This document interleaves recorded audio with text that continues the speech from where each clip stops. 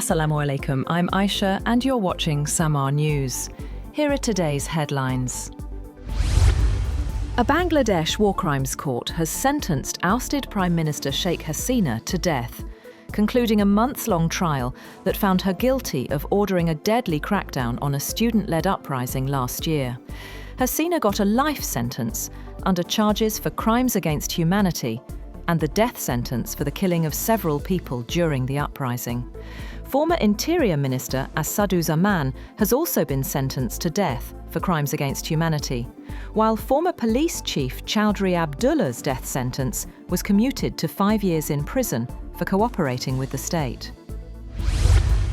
Sheikh Hasina has, on the other hand, issued a blistering response after being sentenced to death in absentia by the International Crimes Tribunal on charges of crimes against humanity stemming from last year's violent crackdown on student protests.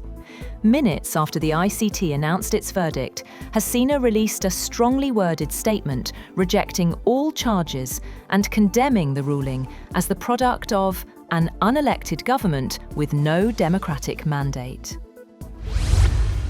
Ukrainian President Volodymyr Zelensky has said that he has signed a deal with France to obtain 100 Rafale warplanes as he seeks to bolster the country's long-term military capacity to fight Russia's invasion.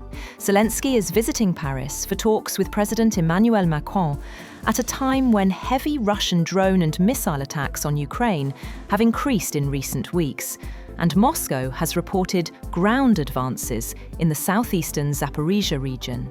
The Élysée confirmed the number without immediately giving details on whether the Dassault-made jets would be transfers from French stocks or purchases. Meanwhile, a Russian missile strike on the eastern Ukrainian city of Balaklia has killed 3 people, with 3 teenagers among the 10 wounded. The governor of the region bordering Russia said overnight, attack damaged multi-storey residence blocks and destroyed scores of cars in the city centre.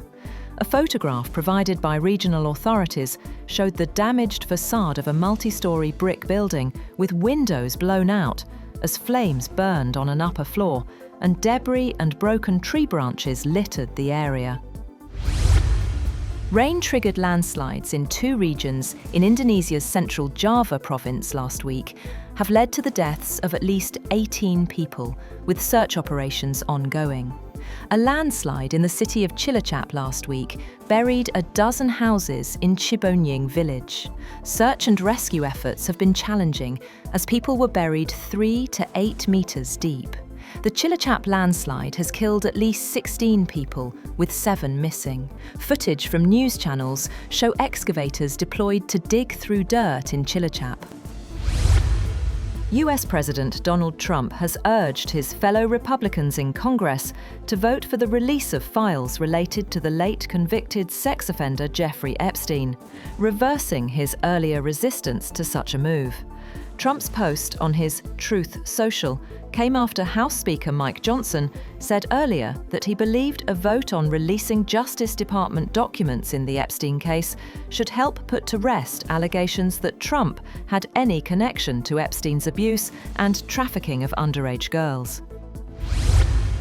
Indian agricultural exporters are among the winners from US President Donald Trump's exemption of dozens of food items from his reciprocal tariffs regime, which some analysts say could help to revive lost demand. Trump on Friday removed tariffs he had imposed on more than 200 food products, including beef, as consumer concerns mount over rising US grocery prices. Unlike EU and Vietnamese suppliers facing 15 to 20% duties, Indian exporters of tea, coffee, spices and cashew nuts were hit harder after Trump doubled tariffs to as high as 50% on imports of certain Indian goods. That's all for now. For more updates, visit www.samaa.tv. Thank you for watching Samaa News.